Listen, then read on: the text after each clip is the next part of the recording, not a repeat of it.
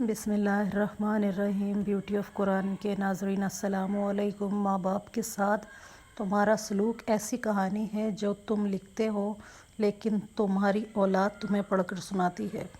یہ قیامت کی نشانی ہے کہ آدمی مسجد سے گزرے گا لیکن اس میں نماز نہیں پڑھے گا، وہ صرف جاننے والوں کو سلام کرے گا۔ استغفر اللہ۔ یہ قیامت کی نشانیوں میں سے ایک نشانی ہے کہ پیارے نبی صلی اللہ علیہ وآلہ وسلم فرماتے ہیں، جو شخص بیٹی کے پیدا ہونے پر خوشی کرے تو وہ خوشی کرنا 70 بار خانہ کعبہ کی زیارت سے افضل ہے۔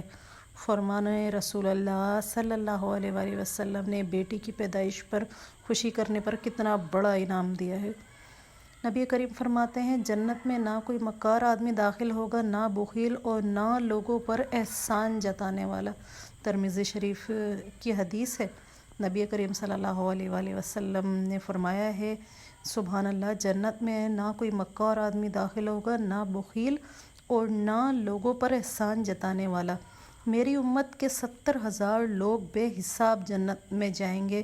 یہ وہ لوگ ہوں گے جو جھاڑ پھونک نہیں کراتے، نہ شگون لیتے ہیں اور اپنے رب ہی پر بھروسہ رکھتے ہیں۔ پیارے نبی فرماتے ہیں، سب سے پہلے جو چیز انسان کے ترازوئے اعمال میں رکھی جائے گی وہ انسان کا وہ خرچ ہوگا جو اس نے اپنے گھر والوں پر کیا ہوگا۔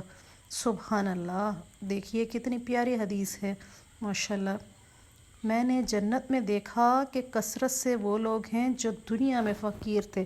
بخاری و مسلم شریف میں یہ حدیث ہے۔ رسول اللہ صلی اللہ علیہ وآلہ وسلم فرماتے ہیں، مریض کی عیادت کرنے والا واپس آنے تک جنت کے باغ میں رہتا ہے۔ مسلم شریف۔ رسول اللہ صلی اللہ علیہ وآلہ وسلم کا فرمان ہے کہ اللہ احسان کرتا ہے، لہٰذا تم بھی احسان کیا کرو۔ الحدیث۔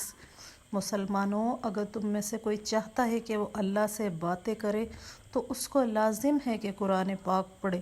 سبحان اللہ۔ قرآن پاک پڑھنے کی دیکھ لیجئے کتنی فضیلت ہے۔ میری ویڈیو کو لائک کریں، شیئر کریں۔ سبحان اللہ۔